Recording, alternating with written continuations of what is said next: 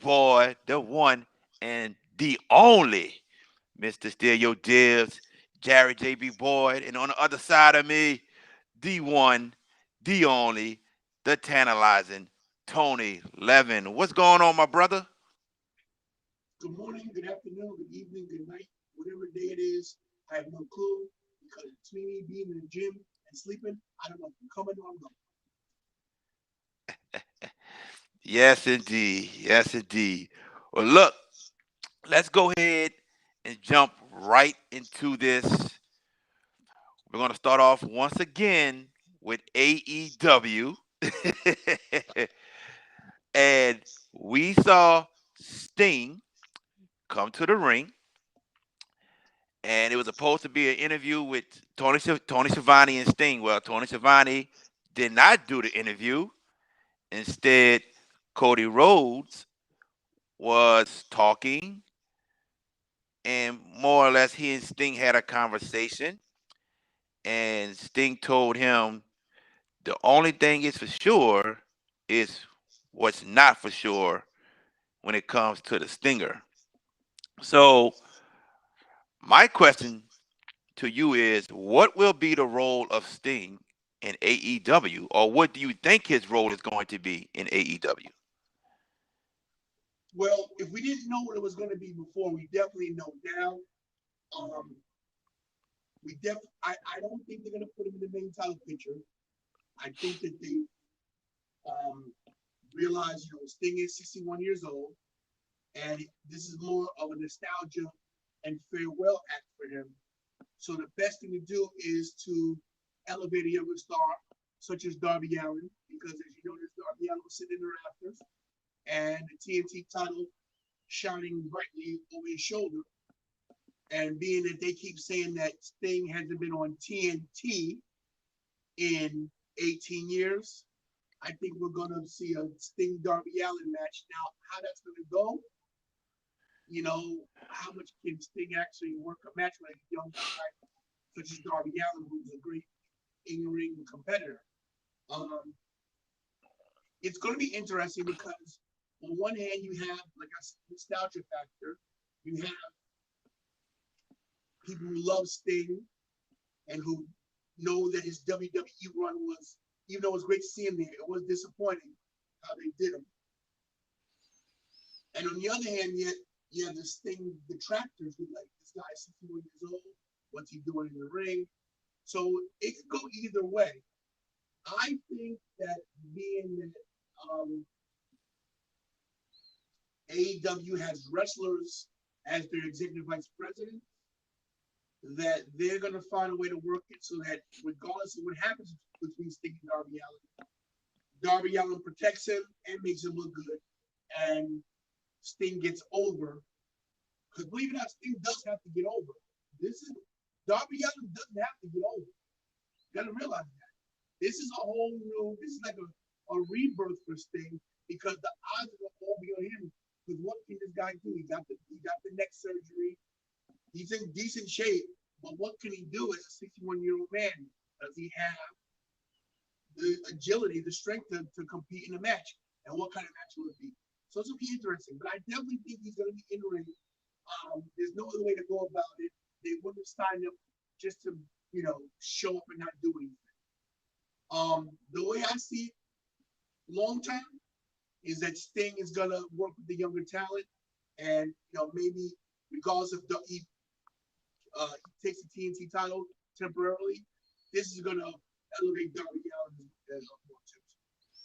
So you really think Sting is going to return in the ring and wrestle? Yes. I just don't know if that's going to happen with a 61-year-old man. I don't know if he's going to return to the ring and wrestle, but something is telling me that he might be this protector for Darby Allin if, and I mean if, Darby Allin all of a sudden gets in a feud with the inner circle, and the inner circle are attacking Darby Allin every week. It's something that is going to happen with Sting and Darby. We saw Sting come to the ring 2 weeks ago and got right in Darby's face, looked him dead in his eyes. We saw Sting last week go to the ring, grab on a mic, and before the conversation with he and Cody started, he pointed out Darby sitting in the stands. So obviously the storyline is going to connect with Sting and Darby, and not to mention the promo Darby had where they kept showing up pictures of things and they wanted him to identify what he saw. And the last one was a picture of Sting and he started laughing. So there's something that's going to happen in regards to Sting and Darby. You know, you say you see Sting in the ring. I just don't see it. But I see Sting being a protector of Darby for the time being, where he comes to the ring with that bat and he's laying the smackdown on everyone that's trying to do Darby wrong, in my opinion. You have a good point. You have a good point. Um, it could go that way. As you were saying, I was formulating the storyline in my mind, and maybe he is protecting Darby Allin. You mentioned the inner circle. Well, who's the leader of the inner circle? Chris Jericho. He's also a veteran. He's 50 years old. He's one of the best professionals out there. He's never hurt anybody in the ring. Maybe it's not Darby Allin he's going after. Maybe this is a swerve to make us think he's going towards Darby Allin. And he goes against Jericho and gets his Sir Tyler sent off match.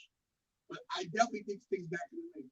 I don't think he got that neck surgery, and he was cleared medically to Right? compete by the WWE doctor. Yes. So you got to realize this. If the WWE doctors clear him, he wanted to come back to WWE to wrestle. And Vince said no. Sting has this, it's like Rocky. It's like the Rocky Balboa movie. It's Mm-hmm. like, even though he was past his prime, you know, he still had something in him. And I'm gonna give you another example. And I know I always bring it back to myself, but this is a true fact. I'm 52 years old, right? And up until 3 months ago, I felt 62 years old. Now that I've changed my diet and I'm eating healthy and I'm working out every day, I feel 42 years old. And I'm only 3 months in, you know? So Mm-hmm. Sting is much richer than me, has more money to have better nutrition, go to the gym every day. So just because you're 61 doesn't mean you're broken down. There's some people in great shape at 61 years old. Yeah. Uh, Ric Flair wrestled at a high level for a long time. Mm-hmm. Shawn Michaels can still get back in the ring today. Triple H is another one of those guys. Even as broken down as the Undertaker was, he found a way to get into shape, at least for once a year for WrestleMania.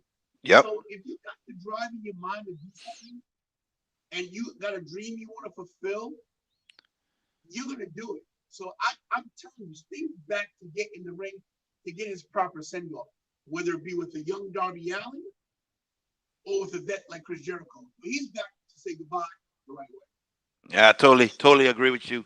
And darn shame we found out that he was upset with the WWE on how everything went down from his wrestling matches to his injuries to being cleared and them not really wanting him back in the ring, and he wanted a cinematography match with the Undertaker, but Undertaker wanted AJ, and they told him no. So he was just very upset of how things went down, and this led to him signing with AEW.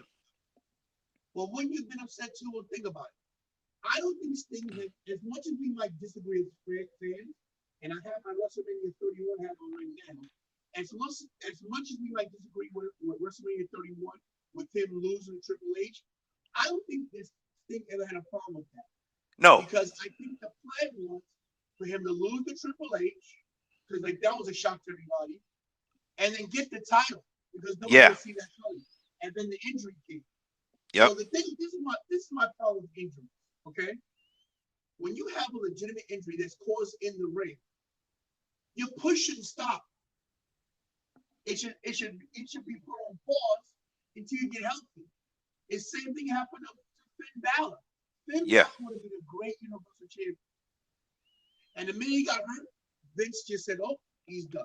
It exactly. happens to a lot of the rest. It's like Vince has no patience, and I get it. It's a business, but someone like Sting, regardless of what you think his wrestling ability is, or his money, just the name is money, you Mm-hmm. know. And for not to have a cinematic match with the Undertaker versus Sting, that was just dumb. That's a dumb move. Going back to the WrestleMania 31 match, that match to me, and probably to you also, was just to have.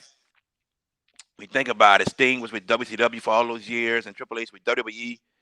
That was just a match to where, in Vince's eyes, that WWE has to come out on top, and that's even with the NWO that came out to the ring, the DX. Triple H had to win that match, but the match was set. To this day, I still believe Sting was going to win that WWE Championship belt in that match until he got hurt. I agree with you. I mean, because if you watch that match back and you watch when he gets the buckle bomb, you can tell everything changed from that point right there. And Yeah, if you notice, the ref looks to the side and he adjusts his earpiece and he leaves the camera view. So they must have called an audible right there. you're right. Um, And with and I me, also I also read that Sting said to Seth Ear, just finish the match, just finish it, because he couldn't go no more. but that goes to show what kind of professional Sting is. That he wants the product to succeed. Because listen, here's another example to compare it. When Stone Cold got put on his head by Owen at SummerSlam, Stone Cold still won that match because that was the plan. That should not have happened because Stone Cold couldn't even move to roll him up. Right. They should have called an audible and let Owen pin Stone Cold. And it was Stone Cold got healthy, gave him the title 3 months down the road, which he was better in 3 months anyway. But the point is that Sting is such a professional. He's like, yo, we're gonna flip this round in this. I'm hurt. And that's what they did. So where's the loyalty? Where's the respect? And where's where's his payoff for doing the right thing? The guy was Mm-hmm. an icon. I don't blame him for leaving. There's all these people that I see on MVS and on the Mania Club page. They're like, oh my God, Sting's 61 years old. Yo, I'm so tired of people with these ages and shit, man. Because, some days at my worst, at 52, out of shape, I'll beat one of these 31-year-old guys that think they're so tough. It's not always about your age, man. It's about your heart, your determination, your desire. So Yes, I want Sting to succeed. He deserves a proper send off. that's correct. I totally agree with you. Moving on to the other main topic in AEW. Sorry to interrupt, Dad. I need to see him agitated, bro. So I'm it's a all little good. agitated. Let me talk to you all real quick. We got a minute to talk, right? Yeah, We live. You know I'm in the other. I'm in the Mania Club too, right? that's right. Yeah, I'm a little agitated, man, because the promo battle thing. You know, I don't know if I'm doing it again after I got backstabbed by that kid Gianni. I'm Uh-huh. not happy, bro. I'm not happy at all. I'm just agitated by it. Like inbox messages about, yo, Tony needs you to promo. We need you. But this Monday night, live on Mania Club, um, Booyah is going to interview me live Okay. at 7 p.m. Eastern right before Raw. So come check it out if you know. I think I think I'm done, bro. I know it sounds crazy, just throwing battle, but it's just a lot of me. I think I'm finished. But that's why I'm so agitated because I got shit going on and I'm trying to get myself together. You know what I'm saying? Yeah, yeah. And I gotta dedicate my time over the top, bro. We gotta go next level. I'm sorry, I didn't even go into a tangent. You good. Let's go. All right. To the other main topic on AEW Dynamite, we saw Kenny Omega show up to Impact Wrestling. And to me, one of the sorriest interviews ever because we didn't get an answer to really anything. So let's tune into Wednesday night. Kenny and Don Callis are on the show again, and it's a repeat of everything they said on Tuesday night. So we don't have any really answers to what is his agenda. The only thing right now I could think of to be an agenda for Kenny Omega is that he's going to wrestle John Moxley in a rematch, number one. And number two, the tease that was given to us on Impact when Rich Kwan tried to walk outside to go confront Kenny, and they had security there that said he was not on the list and he couldn't go. And Rich Swann said, "What you mean? I'm the champion. I'm the champion of Impact. What you mean I can't go out there?" That's the only two agendas as of now I can see happening with Kenny Omega because we haven't got any answers to anything yet. And I guess it's because they want us to continue to tune in and see what happens week by week by week. But nothing is clear as to what's next with Kenny Omega. But that's the only thing I can think of. What do you think? I was upset with that whole thing, bro. Like the whole point of bringing the AEW title over to them was for shock that, and it was just like, bleh. You know, it was like, where's the heat? Where's the fire? Where's the payoff? Unless they're building up something for down the road. But like you said, they came on the show and said the exact same thing. It was like I was watching a repeat. I really thought I said, "Am I watching the right show?" Right. You know, um, I mean, Kenny Omega's only challenge right now is Moxley. You know, I don't even see anybody else is on his level to even go up against him right now. And no other none of the storylines is driving towards him. And they said any impact guy going for the AW title, how many viewers you're gonna get? I mean, viewership is up, which is Mm-hmm. true. But I think this could Sting and Sting alone. I don't think it's anything to do. I think Omega and Moxley. I think they don't get me wrong. AEW has had a good level ratings, thing going, Mm-hmm. but they got the big bump. They went from like 795,000 to almost a million when Sting was announced. Yeah, that's right. If you check the T-shirt sales, he's still selling T-shirts like you won't believe. Right. So I don't think there's nowhere else to go with Omega except with Moxley and then figure it out from there. To me, the Impact thing is cool, but it didn't give us the impact that we should have deserved. You know what I mean? I totally agree with you. And they're gonna have Kenny Omega be champion for a while. But you said it. As of right now, besides John Moxley, who is the next contender for the AEW World Championship? And you can't tell me one name besides John Moxley. I So mean, go ahead. Moxley. I mean, you always got a Jericho in the background, of course, because he's a former champion. But that that storyline is going a different direction totally.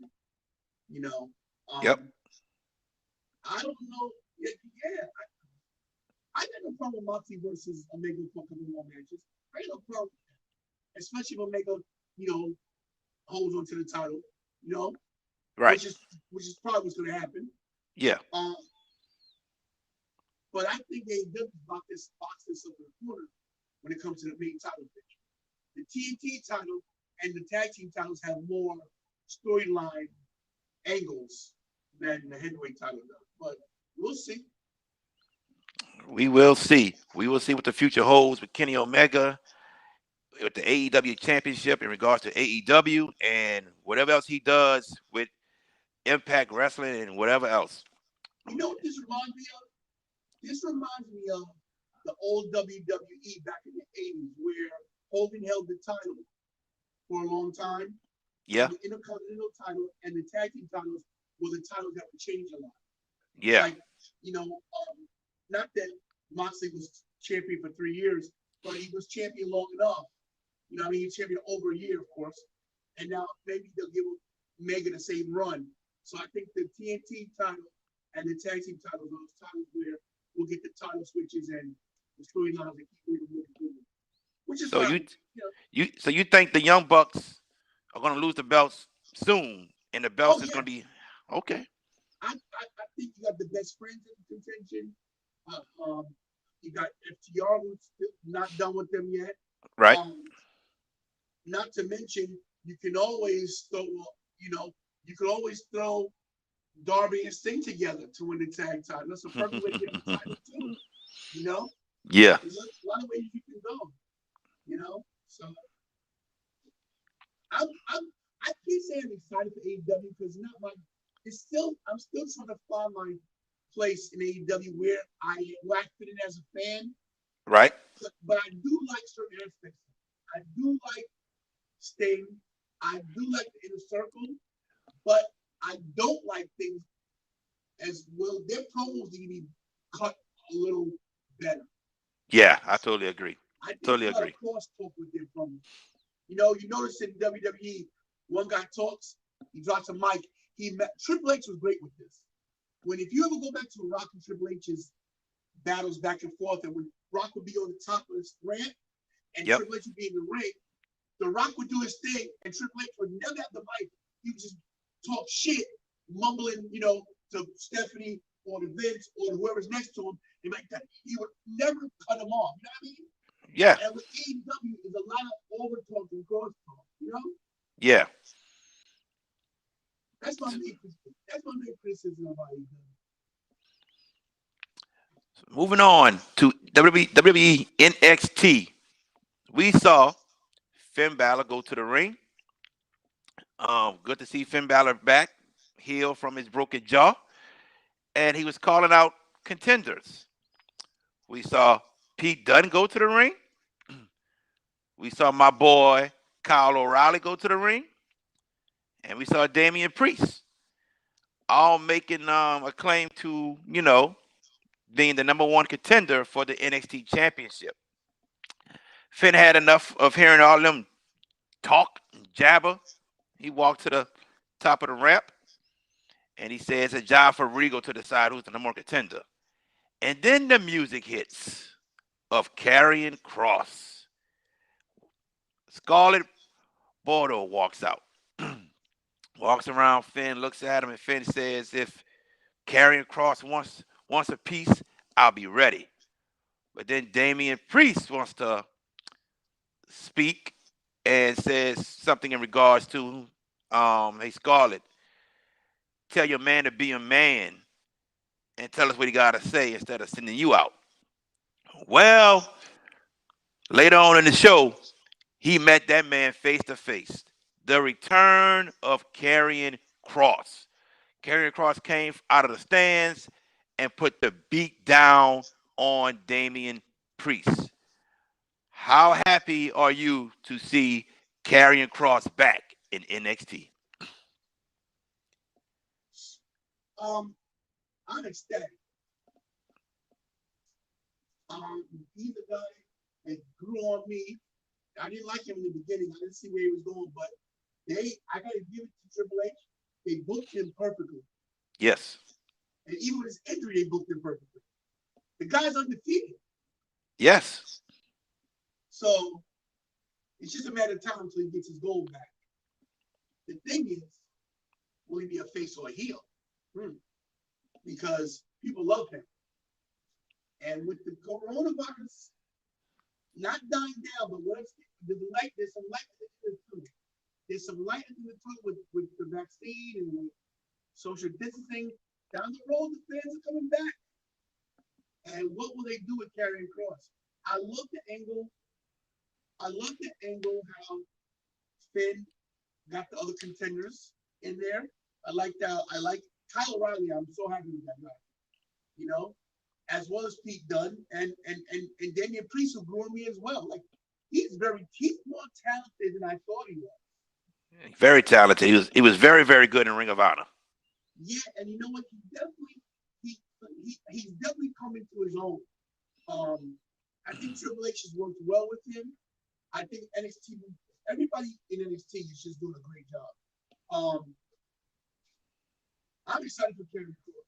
But I know it's not a topic, but I just want to shout you out for a quick minute. Um, I think all your predictions on War Games were correct. I think you went straight down the line and picked everyone right. I think the women's War Games match. I think I got that one wrong because I said No, you Shotzi. picked. I No, said no, no. Shotzi. You picked. You said Candice LeRae. You said her team was gonna win because I Candice didn't. is your girl. You picked them to win. You sure? I'm I have to go back positive and look. because I went with Shotzi because of Ember. I said there's no way that Ember was gonna lose. Right. And you were Okay. like, oh, kids very positive. You picked Candice and Okay. you picked um what's his face Gargano for the third time, Yeah. and you picked the men. So Yeah. I think you're straight down the line. Okay. Okay. I just want to Cool. shout out to you because usually I'll put you down, but you can never get in the feelings. You feel now you know what it's like to be me. Oh You Lord. can almost say you're tantalizing, but not not. Yes, indeed. But I'm excited for Cross, bro. Let me say this. Let me say this. With regards to NXT, we over the years we've seen many NXT wrestlers go up to the main roster, and NXT doesn't miss a beat because they continue to build the next batch of NXT wrestlers up. And I mean, I'm going back to when Finn was first there with Kevin Owens and Neville and Shinsuke and Robert Roode and all them. And they all move up and they continue to build the next batch. And right now, they building up Damian Priest. They building up Karrion Cross. Finn is back. They want Kyle O'Reilly to go on a singles run. And then with the women right now, you're seeing Shotzi, Ember's back, Tony, Rhea's still there, Io Shirai, Raquel Gonzalez. Man, they got a good batch of women. So they continue to build, and Raquel they Gonzalez. that's right. I'm sorry, Raquel Gonzalez. Right? You said it right. I'm just Okay, reiterating. all Raquel right. Gonzalez. Yeah. China 2020. Hey, I never thought of that. Good point. So they continue to build. They loop and continue to build. And carrying Cross to me, along with Finn, is going to be that top name. He never lost the belt. He won it and had to relinquish it a couple of days later because of injury. And I'm glad by the way it looks that they're not going to rush him right back into the title picture. I'm glad he's going to have this match with Damian Priest. He defeats Damian Priest. And I think at TakeOver for WrestleMania weekend, we get Karrion Cross versus Finn Balor. Now, here's my question on that matchup. Do we get Karrion Cross versus Prince Finn Balor? Karrion Cross wins, and then the next takeover, we get Karrion Cross versus the Demon Finn Balor? Or at takeover WrestleMania, do we get the Demon and Karrion Cross? Some type of way, we have to get the Demon against Karrion Cross. It makes perfect sense. Either that one and only match or Finn loses the belt and the following match they go at it. And then you set up a rubber match. It has to happen. If I'm fantasy booking, I give Karrion Cross the title before WrestleMania Ooh. because the rumor is WrestleMania is getting pushed back to the end of April. Okay. Now, if that's the case, and they're pushing back to the end of April, they're doing that for one reason and one reason alone: to solidify they can have fans in the stands. Correct. Now, if they're going to push back to April, who's going to say they might not do it in May? Maybe. I'm just saying, Vince wants this to be the biggest WrestleMania of all time Yeah, because of the year they had. So if they're gonna push WrestleMania back a month or two, they'll do it to get the fans in the stand. correct. And the best way to do that is that means if you're gonna definitely have fans in the stand, you have to have shock and awe in just about every match. Every match that they line up for WrestleMania has to be a main event match. Yes, So sir. perfect thing for NXT to do, and especially to elevate this up as a superior brand, is to get the title back to Karrion Kross. And I would even do it like this. I would have Karrion Kross and Scarlett cheat Finn Balor. Even though Karrion Kross doesn't need to cheat to win, cheat him anyway. And then you build up and you bring the demon back at WrestleMania to get that title. That right there is money. I like it. I I love like it. it. Yeah. I Good love it. good suggestion. Good suggestion. Push WrestleMania back to yo. Push WrestleMania back to June. I don't give a shit when you push it back. Have a back. In fact, have a wrestle slam. Put WrestleMania SummerSlam together. I don't care what you're gonna do. You know, you imagine this as a pay per view, Wrestle Slam, or Summer Mania. Yo, think about that. Man. Think about that. They have both the logos on the banner cut in half. Wrestle Slam and Summer Mania. Bro, how you don't like that? I like it, but I don't. Well, you know Vince ain't gonna do that. You know Of Vince ain't gonna course do not, that. but just think about a big event like that, bro. I'm Yeah. just saying. I'm telling you, I need a job. Can somebody from WWE pick me the fuck up, please? But listen, I'm excited about this team, bro. I'm into it, man. I'm into it. I'm like, love it. Love it. Yeah, NXT. I love watching NXT. The wrestling is just superior when it comes to AEW when they go up against each other. It's far superior. Now, Monday Night Raw. We saw Sheamus and Drew McIntyre in the tag team match. Sheamus accidentally broke kick Drew, and they had a big fight in the back. But then it's like they shook hands and laughed about it and walked away, you know. But my question is to you: somewhere down the line, do you think Sheamus is going to cost Drew the WWE title, or Sheamus will turn his back eventually on Drew McIntyre? No and no. I think they're gonna stay with this heel Sheamus, but having Drew as his friend. I think it's some kind of new thing they're trying to do. I think they're gonna always fight with each other because that's what they do. They're Scottish and Irish, so that's what they do. Right. I do think that Sheamus will get a title match, and I do think it will be a brawl. But I think it will be one of those heel matches where he still has respect for his boy Drew because he does respect him. So how do you go for the title? I think they're gonna do different things with Drew right now so they can figure out what's going on with Edge. If Randy Orton's gonna what he's done with the Fiend, Right. what that angle. Maybe the Fiend goes after Drew.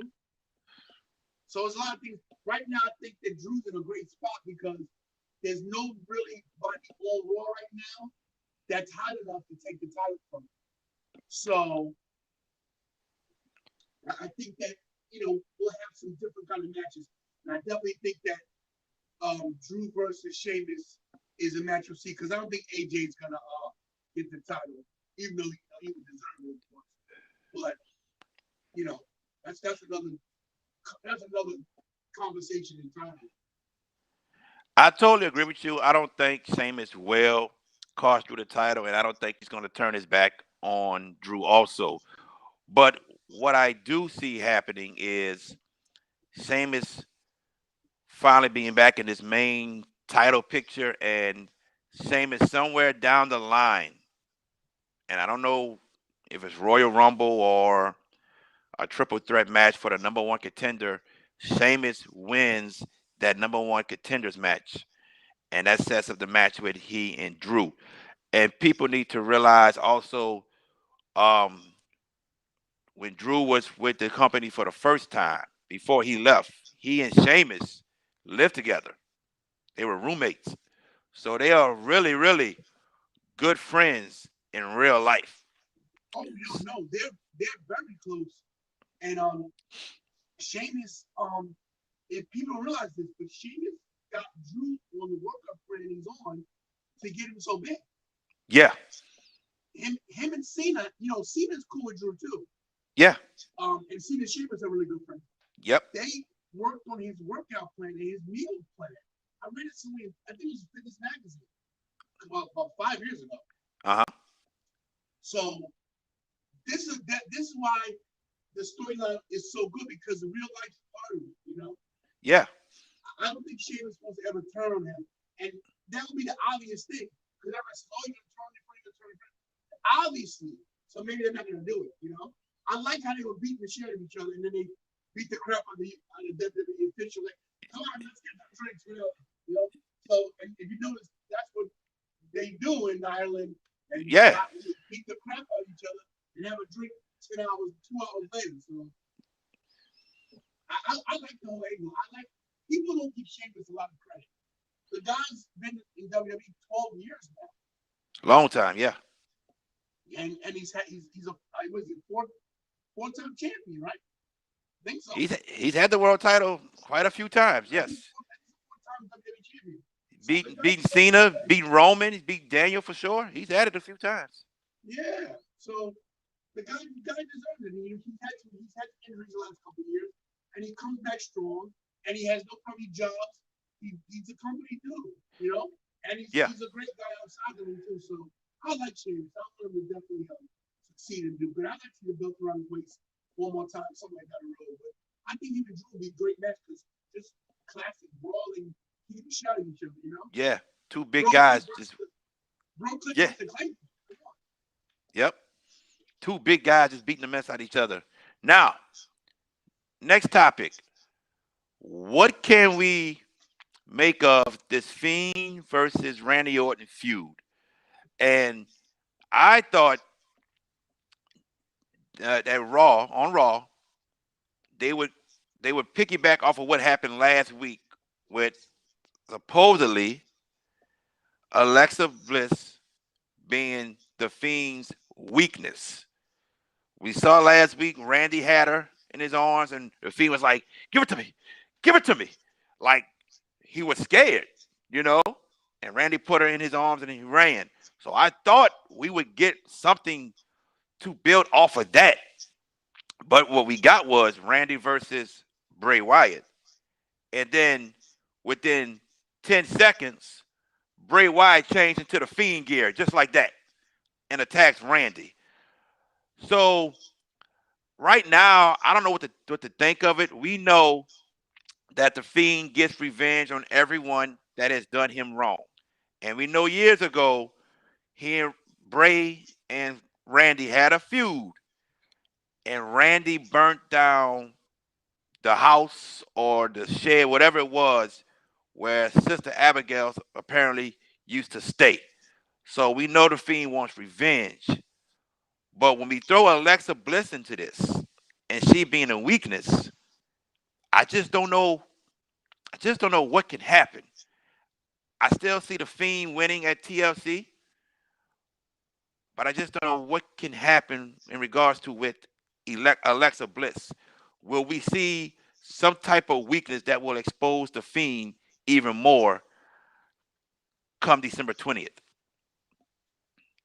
Well, what I think we're going to see is this. I think, as you said, you alluded back to WrestleMania 33 and the match between Bray Wyatt and Randy Orton.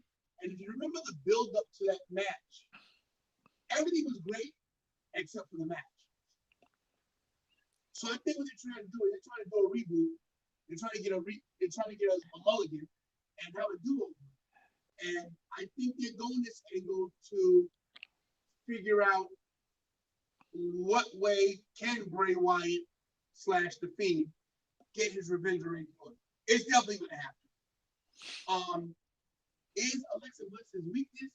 Does he see her as the new sister Abigail? Um, I'm excited to see these two because I like Bray. I love the new character. I love the double character. It's so Mick Foley. I love that he acts like two different people. Right. I think it's great. He even wrestles different, if you notice. You know? Yep. So I like how Randy had a pin, and the next thing you know, he was the Fiend. That was some good shit right there. Yeah. I don't know if it was taped. I don't know how they did it. I don't know if he had his clothes under I his think, mask on. hey, he had to take off a sweater, his pants, and put a mask on within 10 seconds. So I don't think he got that done in 10 seconds. I think maybe it was taped and then went from there. Whatever they did, it was awesome. I love Yes. it. I love it. And that's what they got to do. You know, they got to excite us because the match itself is where I have the problem. They're great wrestlers, but for some reason, they don't compliment each other in the ring. You know what I mean? Like there's Yeah. certain wrestlers that no matter you this like even you know what I think would be I'm trying to compare it to a match with two good wrestlers, but they didn't have a good match. But I can't think of that. But it's just something about the gimmicks are perfect for them to go against each other. But then in the ring is something that doesn't match. But hopefully they can figure it out. I think the Fiend character can go a lot of different ways. Make it, if it's a gimmick match, that's fine, You got table ladders and chairs, whatever you need, But I like the way the storyline's going. I love both these guys. I don't even know if he's even heels anymore. Is Randy a bad guy? Who's the bad guy here? Man, I don't even know. I would say the Fiend is the bad guy, and Randy now is a face. I don't know, but time will tell. I'm hoping that the matchup with the Fiend and Randy is a classic. I'm hoping. These guys are just phenomenal in what they do, and hopefully, like you said, they can put on a good match come TLC. Now, SmackDown. Once again, Roman Reigns is the man. He is the man. I don't care what nobody else says. This character of Roman is top notch. Top notch, man. And Jay Uso is his puppet. He's playing his puppet role well. I love it. In comes Kevin Owens. And I'm a big KO fan. And I am really, really intrigued with this matchup at TLC. What are your thoughts on this feud right now? Listen, I am the guy who is always being very critical of any fan on NBS's page about stop complaining that Roman's getting pushed down our throat. Roman's not the one pushing us down the throats. It's Right. the upper, it's the management. If they allow Roman to be Roman, everybody's gonna love him, whether it's a heel or a face. And now look at Roman. Roman is the number one guy in the business. He is sitting at the head of the table. He is the tribal chief. It is his yard. Okay? This is the Roman we wanted to see forever. And Yes. finally, he's been allowed to take the leash off, to be unmuzzled, to be unleashed. And now we got a Roman who is calculated, cold, sadistic, evil, but still cool. And on the Mm-hmm. side, you got his boy, you got the mouthpiece, you got the guy who plants the seed, who puts the evil thoughts in your mind, who manipulate you without knowing you're being manipulated, or Mm-hmm. who has once again have himself a stable, a Samoan stable, mind you, a Samoan SWAT team, if you will, in his stable where he has now got a championship in his hands again. Jey Uso, another top-notch performance in the ring, acting, promo. He's torn. He gets his ass kicked. He's a lackey. He's a little cousin. He wants to be the big dog. I'll take care of it. He gets his ass kicked. Roman kicks his ass. Kevin Owens kicks his ass. It's beautiful. Kevin Owens, the best work we've seen Kevin Owens since NXT. Kevin Owens doesn't give a shit. Kevin Owens doesn't apologize. Kevin Owens is doing his job.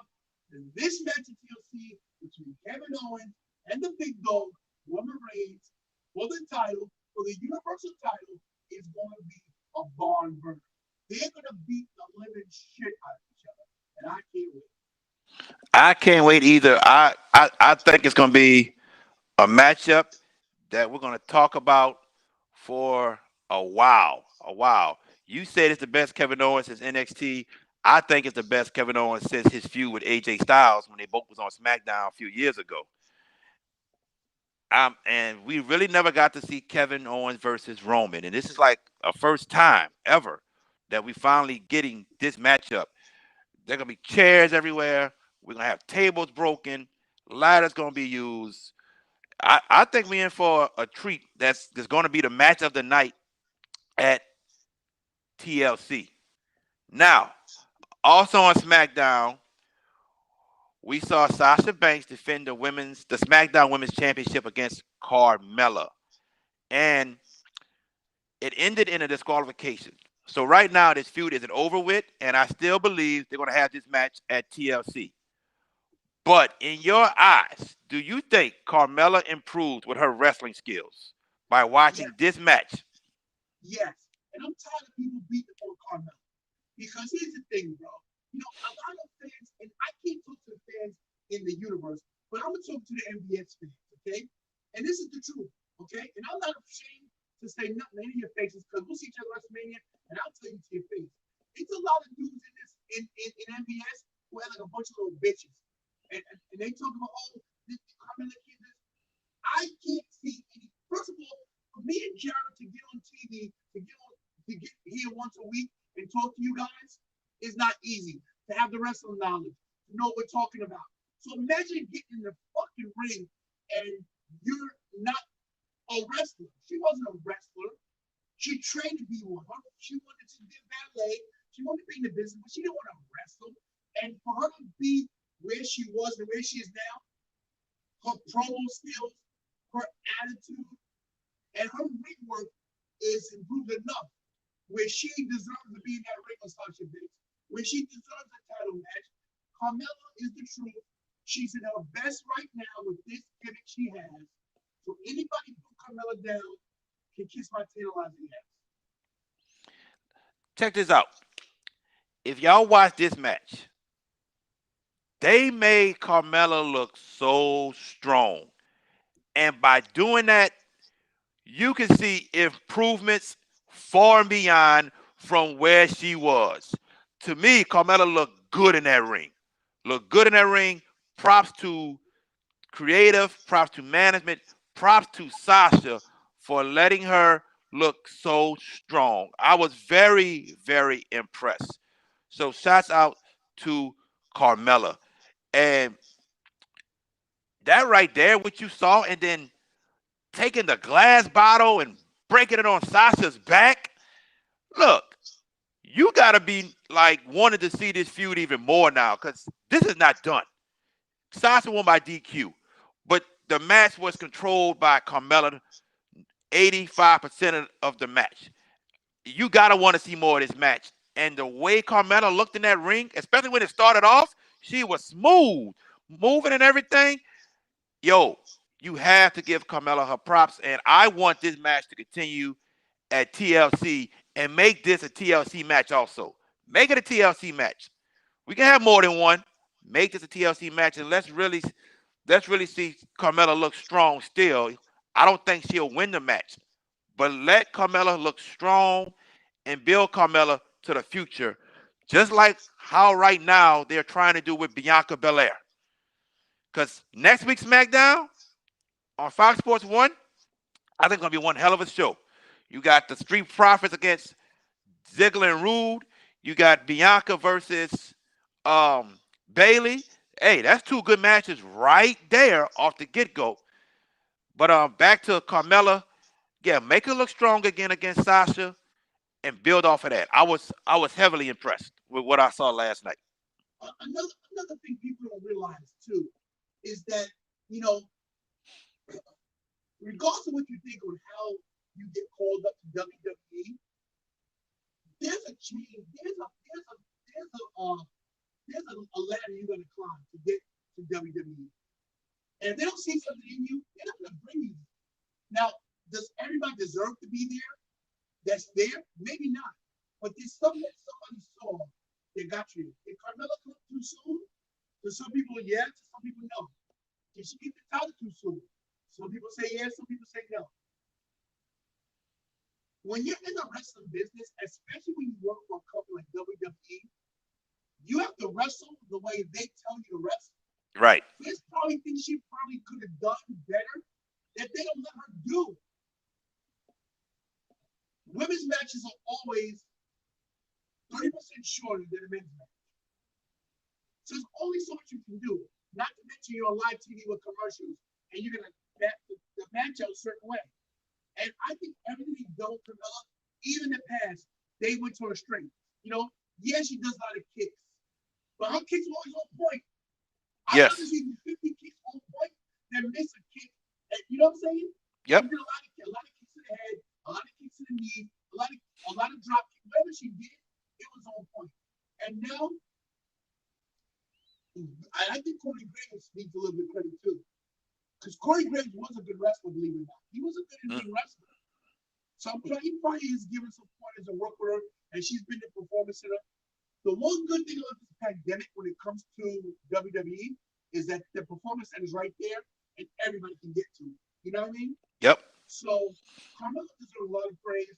And like you said, of course, our girl, Sasha Banks, should get a lot of the credit as well because you're only as good as your opponent. And for Sasha to let her shine and put her over like that only elevates Sasha more because, like you said, 80% of that match, Carmella beat her ass. Yes. And this is a more aggressive Carmella, a more serious Carmella, a more socially and sexy Carmella. No moonwalking, no bullshit. Come to the ring, kick ass. I'm this bomb bitch. Let's go. Totally agree with you, and I'm looking forward to it. Give me a TLC match at TLC between these two. Now,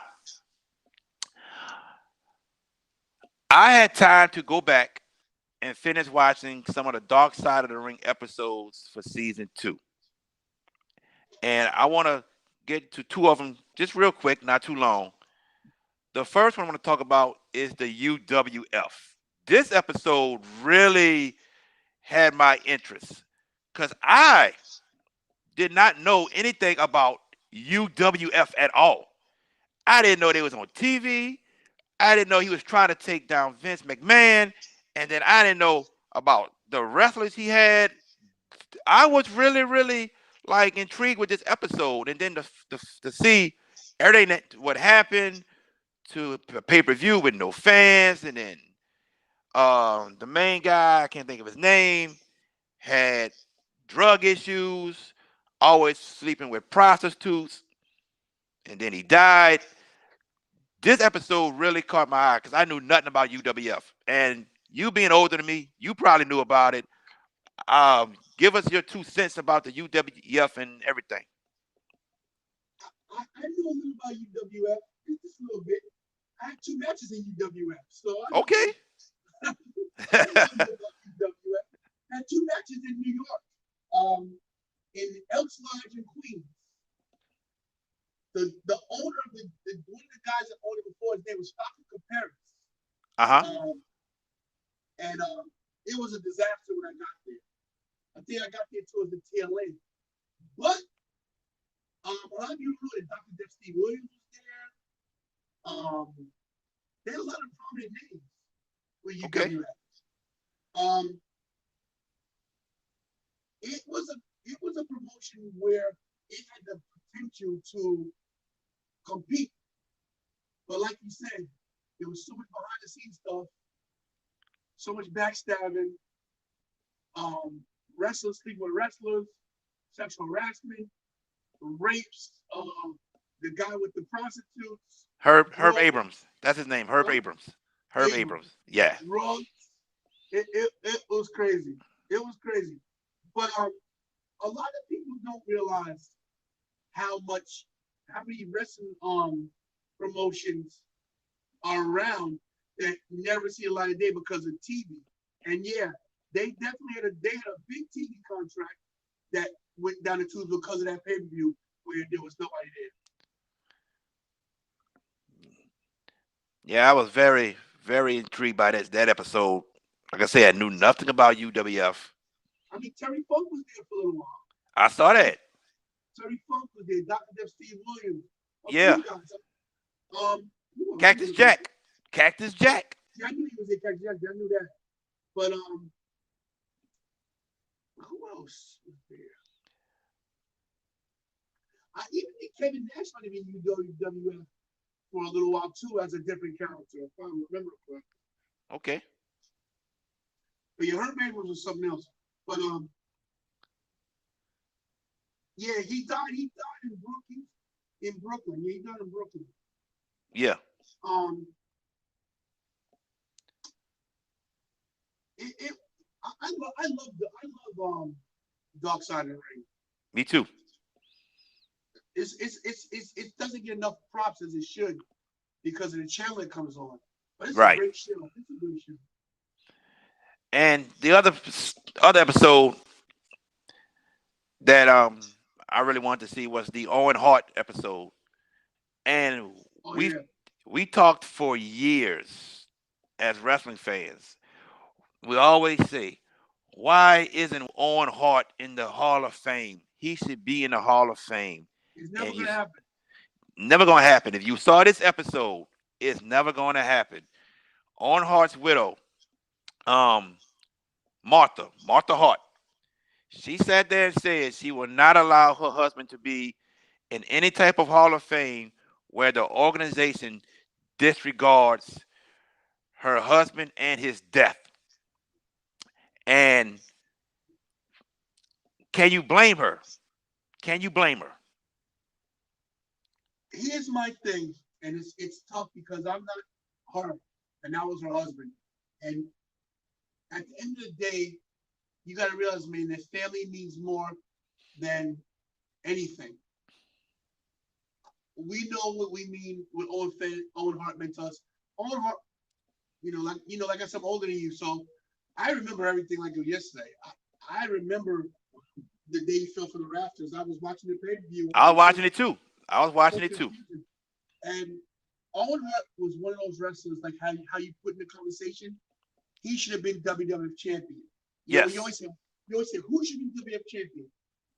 Owen Hart, Razor Ramon, Ted DiBiase. There's names that you always give, and Owen Hart's at the top of that list. But as a fan, of course, I'd love to see him in the Hall of Fame, but it doesn't Yes. mean anything. It doesn't mean. Let me tell you why. The Hall of Fame isn't a building. The Hall of Fame is something that's inside of you as a fan. Mm-hmm. Because your top four, your Mount Rushmore of wrestlers might not be my Mount Rushmore.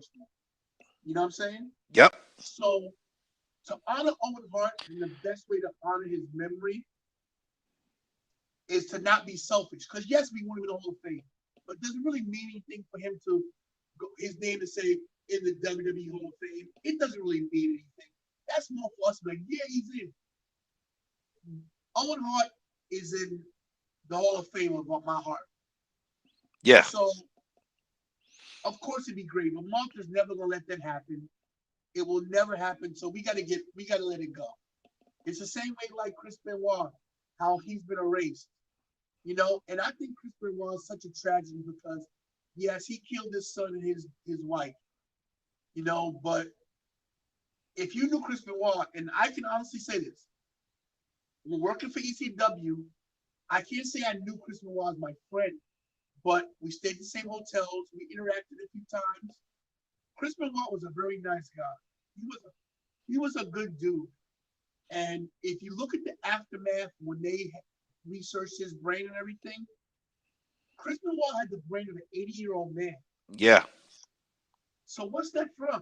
That's from over and over head injuries, Mm-hmm. CTE, concussion, your brain rattling around in your skull. The dude had Alzheimer's at 30 something years old and didn't realize he had dementia. Yeah. There's no way he killed his family out of any kind of hate. He lost his mind. Yeah. People don't realize that you can't go crazy. This can drive you crazy. If you have had any kind of real stress in your life and you're at your wits end, you can be driven to the point like, damn, I don't want to deal with this shit no more.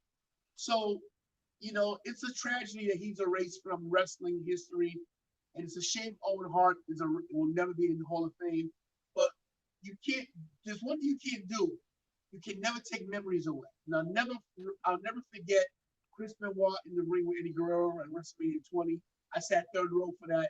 I'll never forget Owen wrestling Stone Cold in the Meadowlands where he gave the power driver. I'll never forget when he came back and beat the crap out of Shawn Michaels after they fired Brett. Mm-hmm. There's things that I never forget the Blue Blazer. So he's in my Hall of Fame. You know, He would be in my Hall of Fame too. I love the guy, and I love watching the guy when he wrestle. But to hear Martha and I I get everything, and I get it when she said they disregarded his death by letting the show go on. I could see her point, and then the battles, the lawsuits against Vince McMahon, and then he countersuing her also. I can understand why she doesn't want her husband's name affiliated with WWE's Hall of Fame. I get it. But also, like you said, with us being a fan of wrestling and a fan of Owen Hart is most definitely a Hall of Famer, hands down, and could have been the best Hart family wrestler out of that whole family. Could have been he would better have than he would have definitely surpassed Brett. yeah. He had a better moveset than Brett. He was a technical wrestler, but he also could high fly too. He had the whole package, bro. It's when you listen to Jim Ross and Jim Cornette talk on the show, they said out of any Hart family member, Owen was born with it. He was born with it. It was just natural with him. Let me ask you a question.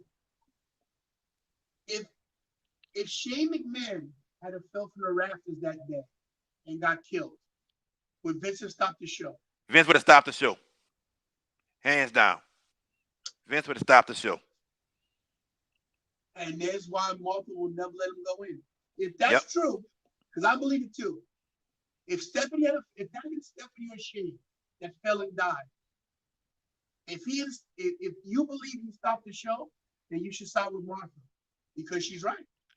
Yeah. You ever heard when Vince was talking about Shane's match with the Undertaker at Mania 32? Vince said that he was scared when he found out Shane was going to jump from the top of the cage through the table. He said he was really scared. So pretty much that right there tells you if Shane would have fell from the rafters, he would have stopped the show if he was scared of Shane jumping off the Hell in the Cell. Well, if you see the behind the scenes from that match, when Shane goes back, Vince is in tears, Yeah, like really shaking. I've never seen Vince shaking. Vince gets emotional with yeah, certain things, but he was visibly shaking. when that happened. Yep. So, and there's going to show you Vince is a genius, but he's made a lot of bad calls over the course of his Oh career. yeah. A Oh yeah. lot of bad calls. And the Owen call is the worst one out. Yeah. It's terrible. Big time, and it's just sad that whoever they hired as the riggers, when you watching that episode, man, that is just messed up. Yeah, That it's tough because they was they were so graphic with how they showed everything, how the blood was still in the ring, yeah, yeah. and Isn't that Stone Cold and Undertaker had to go out and wrestle that match. Stone Cold had to wrestle, Undertaker had to wrestle, Jeff Jarrett had to wrestle, Shawn He Michaels was had to wrestle. Jeff Jarrett was shaking. Oh yeah. And then if you watch the Raw after it, man, with Jeff Jarrett, Mark Henry, Goldust, Owen was a loved individual by everyone. Well, the Rock and him were great friends. Yeah, Jeff Jarrett and him was close, but Mark Henry and they roomed together. Mark Henry, yo, you know what's crazy? Mark Henry told me a story once, about Owen at the hotel, um, at WrestleMania 34. We were sitting at the bar. He told me how Owen taught him how to do a drop toe hold and how to do it the right way. wow. Yeah, bro. And he was talking, we were at the bar. Bobby was sitting over at the chair because he couldn't sit near the bar. And I'm sitting with Mark Henry at the bar. He's like, hey, this is Tony Bus Driver from Busted Open. And Natalia's hugging me. And it's crazy. But he told me a story how Owen showed him how to do a drop toe hold. And he did it in a match and fucked up. And Owen came and he goes, I didn't teach you that. I didn't teach you that. You know? But Owen was like, Owen was loved, man. Yeah, Everybody loved him. He was the most funniest guy, the practical joker. He would do everything to everybody, you know. that's what Goldust said. He was a big joker. They Yes. tried to make you laugh during the match. He got Stone Cold in the match too. He had Stone Cold laughing during the match when they had Wow. a match with each other. Yeah, so I miss that. That dude would have been great, man. So many. Can you imagine if Eddie Guerrero didn't die and Chris Benoit didn't have the problems he had, and Yep. Owen? Yo, Yep. we never got to see like Owen versus Kurt Angle. That's what Jim Ross was saying. He's saying right when Owen died, he said you had Kurt Angle, you had Edge, see all these new guys coming up. He said Chris Jericho came and Eddie was there, Benoit. He said, can you imagine the matches they could have had with Owen Hart? And I was sitting there like, damn, hell yeah. We would have had some Owen classics, bro. Owen versus Eddie Guerrero would have been a fucking classic. Yes. Owen versus Benoit. Man. Terrible. Man, we we we we missed that guy to this day. Owen Hart, Time is ladies and undefeated, gentlemen. bro. Time is undefeated. Defeated. One thing you can't beat is time, bro. That's right. Time and death. Man, they took Owen away from us at the age of 29. 29 years old, man. Can you imagine? Oh, my I gotta be at goodness. Jordan's old. I gotta be at Jordan's older than that. No lie. Yeah. That's just crazy. Yep. So, but everybody, we will catch you again next week right here on Over the Top Rope Wrestling. For my man on the other side, the Tantilizing, Tony Levin, right here. Jared, Mr. Stereo Dibs, The Boyd, only Mr. Steal Your Dibs. the only. You heard that, James Blanton. You heard that, Dime Knight, Walter Sylvie, Sylvie, Sylvie, Sylvie, Sylvie, Sylvie, Sylvie, you little Sylvie, midget bastard. You Sylvie little can go. midget, you. He can go I crawling, hate shit crawl in this bigger little than you. pothole. Go crawl in this pothole and hide. He's so little, you can't even see him. Go crawl in this little pothole and hide. Walter I Sylvie. take testosterone pills bigger than you. Walter Sylvie, yeah, Oh man, Walter Sylvie, the world's biggest heel. the world's biggest wannabe heel. The only Yeah, heel pretty. he ever, the only heel he ever seen is a heel of my foot up his ass. Walter Sylvie, you might have broke me in the ass, but you never get to the level of the tantalizing one, and you will never. And tantalizing means ever be like Mr. the one and only Mr. Steal Your Dibs. Walter Sylvia better go back to school and learn how to add. Oh man, but that's gonna do it here for Over the Top Rope. We'll see y'all next week. Peace. Peace.